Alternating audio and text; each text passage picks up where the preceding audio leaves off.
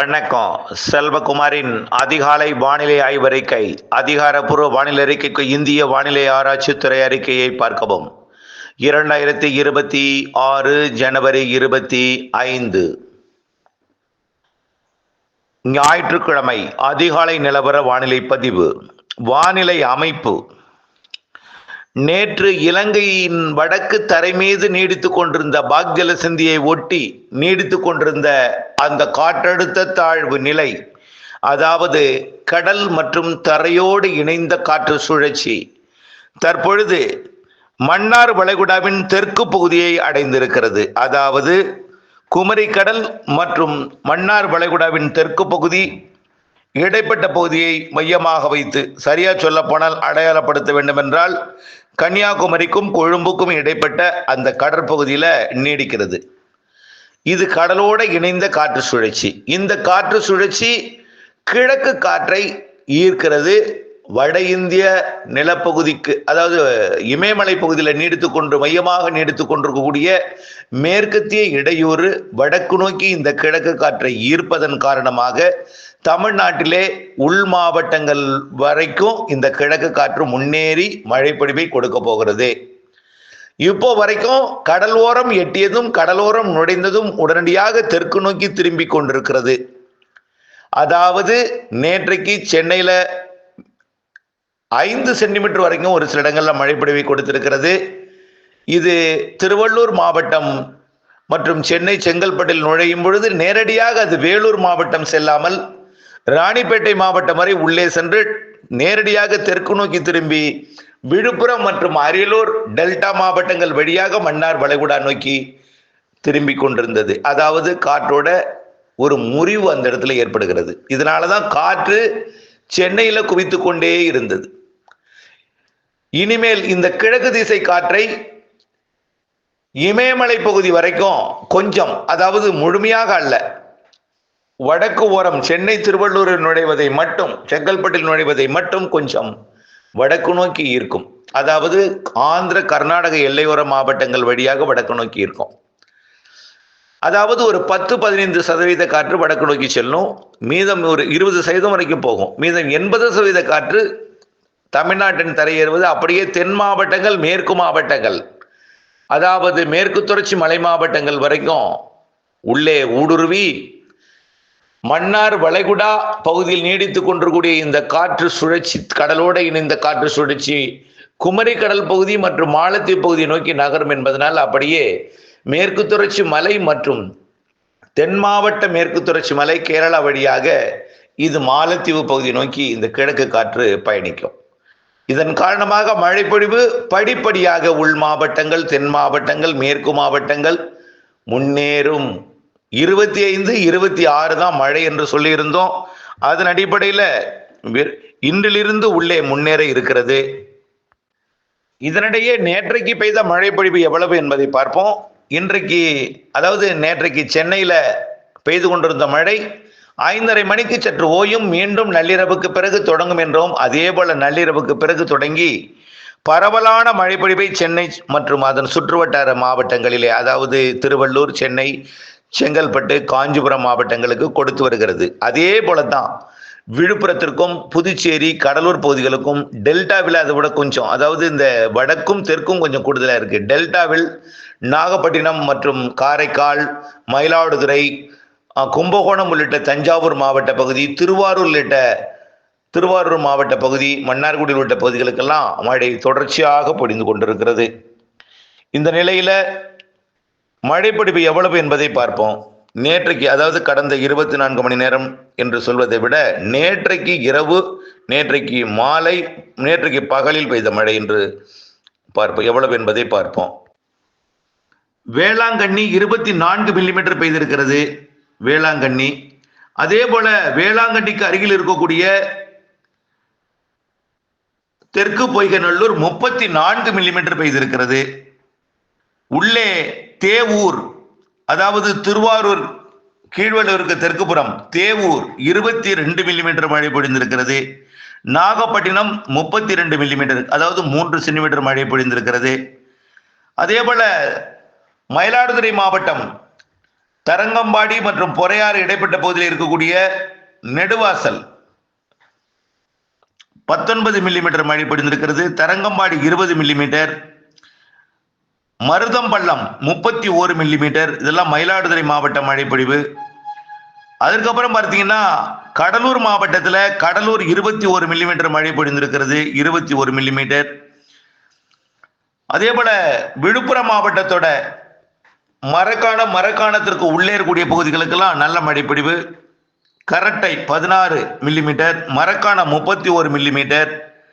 உள்ளே பார்த்தீங்கன்னா அவனிப்பூர் 17 மில்லிமீட்டர், சிறுவாடி இதெல்லாம் பார்த்தீங்கன்னா விழுப்புரம் மாவட்டம் கடலோர பகுதிக்கு சற்று உள்ளே மரக்காணத்துக்குள்ளே 17 மில்லிமீட்டர் மழை பொழிந்திருக்கிறது. செய்யூர், அதாவது செங்கல்பட்டு மாவட்டம் செய்யூர் 22 மில்லிமீட்டர். அடுத்தபடியாக கொக்கரத்தங்கல் 20 மில்லிமீட்டர், கூவத்தூர் 21 மில்லிமீட்டர். மேலும் Mamallapuram 32 millimetre, Thiruporur 25 millimetre 2.5 centimetre, Manampathi 20 millimetre. அடுத்தபடியாக பார்த்தீங்கன்னா மாம்பாக்கம் 16 மில்லிமீட்டர், கேளம்பாக்கம் 30 மில்லிமீட்டர். அடுத்தபடியாக ஈஞ்சம்பாக்கம் 20 மில்லிமீட்டர், பெரும்பாக்கம் 20 மில்லிமீட்டர். இப்படி மழை பொழிவுகள் பொழிந்திருக்கிறது. இன்னும் கொஞ்சம் டீட்டெயிலாக பார்த்தீங்கன்னா நேற்றைக்கு மழை பொழிவை அரியலூர் மாவட்டத்தில் கூட மழை பொழிந்தது. ஜெயங்கொண்டம் தாலுகா அலுவலகம் மற்றும் ஆண்டிமடத்தில் சும்மா சாதாரண ஒரு மழை 1 சென்டிமீட்டருக்குள்ளே பெய்திருக்கிறது. செங்கல்பட்டு மாவட்டம் மாமல்லபுரம் தான் 37 சொன்னோம். கேளம்பாக்கம் 22 மில்லிமீட்டர் பெய்திருக்கிறது. மதுராந்தகம் 11 மில்லிமீட்டர் மழை பொழிவு. உத்தண்டி 33 மில்லிமீட்டர். அடுத்தபடியாக Sholinganallur 33 millimetre, Injambakkam 23 millimetre, Medavakkam 23 millimetre, Pallikaranai 22 millimetre. மேலும் Okkiyam Thoraipakkam 20 millimetre, Madipakkam 19 millimetre, Kannagi Nagar 16 millimetre, Neelankarai 16 millimetre, Perungudi 16 millimetre. மேலும் வடபழனி 15 மில்லிமீட்டர், நாராயணபுரம் ஏரி 15 millimetre, Saidapet 15 millimetre, Saligramam 15 millimetre, Ice House இதெல்லாம் 1 சென்டிமீட்டர் வரைக்கும் நிறைய இடங்கள்ல மழை பெய்ஞ்சிருக்கு. பரவலாகவே 1 சென்டிமீட்டர் மழை பொழிந்திருக்கிறது.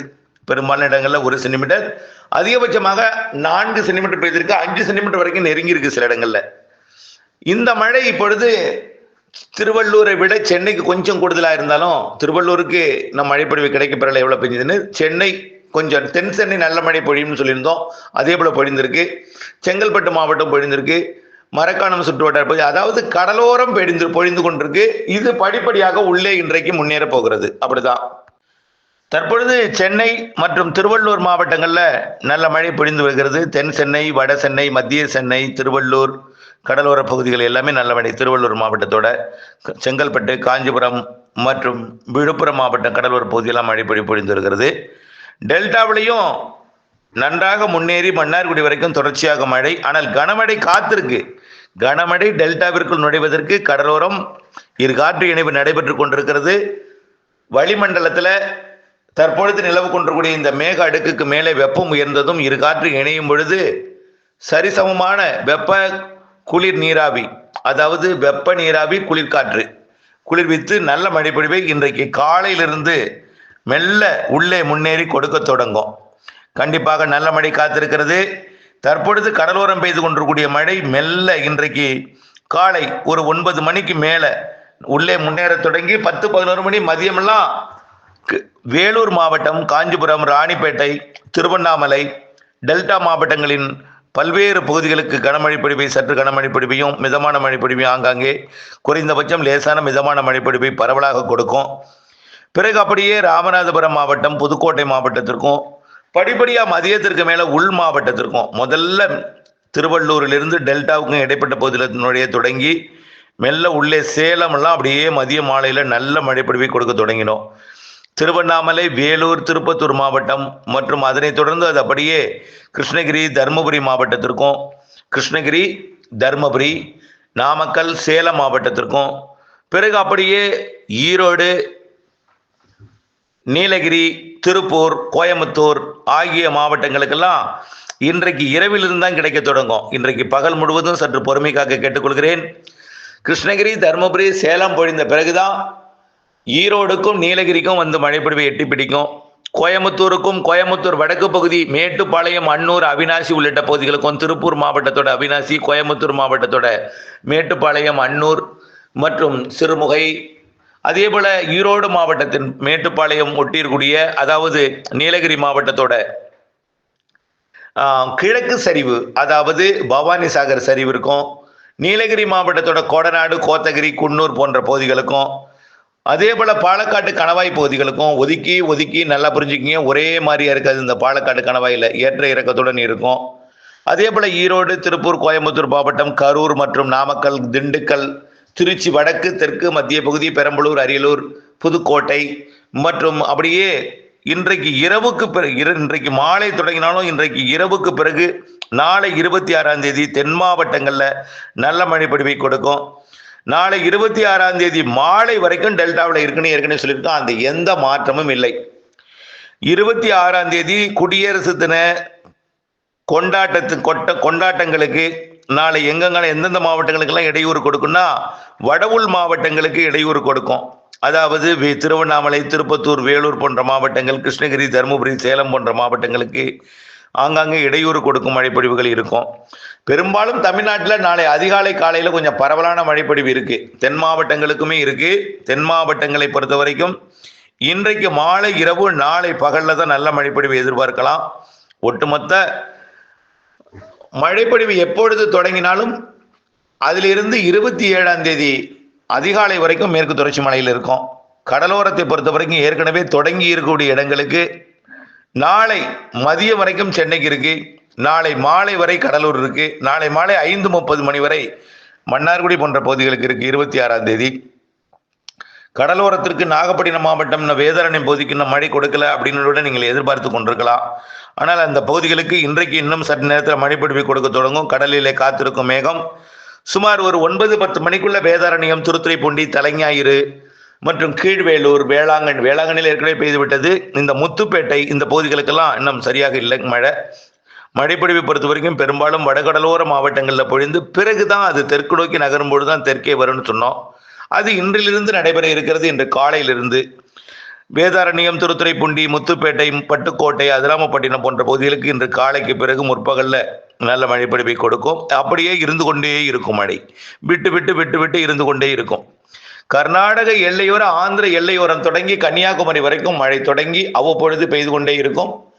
27ஆம் தேதி அதிகாலை வரைக்கும் மேற்கு தொடர்ச்சி மலைக்கும், 26ஆம் தேதி நள்ளிரவு வரைக்கும் மேற்கு மாவட்டங்களுக்கும், 26ஆம் தேதி மாலை வரைக்கும் டெல்டா உள்ளிட்ட வடகடலோர மாவட்டங்கள் டெல்டாவிற்கும், உள் மாவட்டங்களுக்கு அதற்கு பிறகு இரவு வரைக்கும், ஒட்டுமொத்த 27ஆம் தேதி பொழுது விடிந்ததும் மழை விலகிடும்.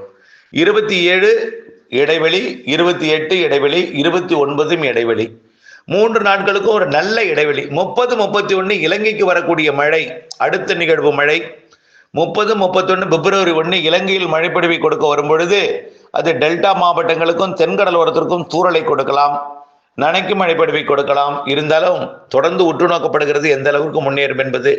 இப்பொழுது வரைக்கும் இலங்கைக்கு கனமழைப்பொழிவையும், டெல்டா மாவட்டங்களின் தெற்கு பகுதி, தென்கடலோர பகுதிகளுக்கு நனைக்கும் மழை, தூறல் மழைப்பொழிவை அது கொடுக்கும். 30, 31 1ஆம் தேதி. அதுக்கு அடுத்தது 6, 7, 8 தேதிகளில் மழை தெரிகிறது.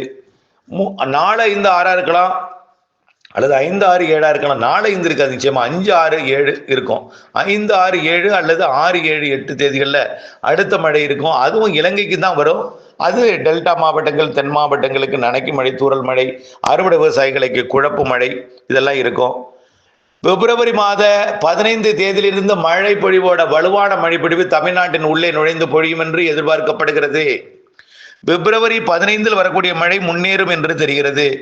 பிப்ரவரி 15 19 வரையும், அதே போல மாத இறுதி மழையும், பிப்ரவரி இறுதி மழையும் நல்ல மழையாக தெரிகிறது. பிப்ரவரியில் 2 சுற்று மழை தமிழ்நாட்டில் முன்னேறி கொடுக்கலாம் என்று தெரிகிறது. இப்பொழுது கொடுப்பது போல அப்படி கற்பனை பண்ணிங்க. இதுல ஒரு வலுவான நிகழ்வாகவே இலங்கைக்கு வந்து நல்ல ஒரு மழைப்பொழிவை கொடுக்க போகிறது. அதுல ஒண்ணு பிப்ரவரியில. இன்னும் மார்ச்லயும் மழை இருக்குன்னு ஏற்கனவே சொல்லியிருக்கிறோம்.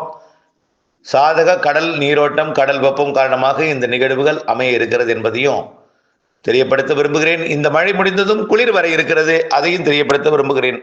இந்த சுற்றின் மழை நாளை, அதாவது இந்த நிகழ்வின் மழை 27ஆம் தேதி அதிகாலை நிறைவடைந்ததும் அடுத்த 3 நாட்களுக்கு குளிர். இலங்கையில் மழை பெய்து கொண்டிருக்கும் போது இங்கே குளிர் தான், குளிர் நிலவும், கடும் குளிர் நிலவும். இணைந்திருங்கள் அப்டேட்ஸுடன். உள் மாவட்டங்களுக்கு மழை முன்னேறி வந்து கொண்டிருக்கிறது. நாளை மாலை வரை பொறுமை காத்திருக்கவும். நாளைய மறுநாள் செவ்வாய்க்கிழமை அதிகாலை வரைக்கும் மழை வாய்ப்பு இருக்கிறது. மேற்கு மாவட்டங்கள், மேற்கு தொடர்ச்சி மலை மாவட்டங்கள், கிருஷ்ணகிரி, தருமபுரி, சேலம், நாமக்கல், ஈரோடுக்கும் மழை உண்டு என்பதை தெரியப்படுத்த விரும்புகிறேன். பொறுமை காக்க அன்போடு கேட்டுக்கொள்கிறேன். நன்றி.